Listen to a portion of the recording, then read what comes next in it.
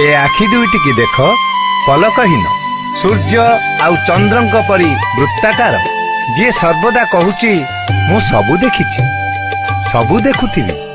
समस्तंकर कष्ट मोचन पाई मो दृष्टि सर्वदा जाग्रत मु पुरुषोत्तम अपाणिपादो जवनो ग्रहीता पश्यत्य चक्षु शृणोत्य कर्णः सवेत्ति वेद्यं न च तस्यास्ति वेत्ता तमाहुरग्र्यं पुरुषं महान्तम् जो शक्ति हस्तपद नथाई मध्य सर्वाधिकारी चक्षु नथाई सर्वदर्शी कर्ण नथाई सर्वश्रोता जे सर्वज्ञाता तथा अचिंत्य शक्तिमान सेही पुरुषोत्तम सेही सर्वशक्तिमान प्रभु जगन्नाथंकु प्रणाम कर राजा।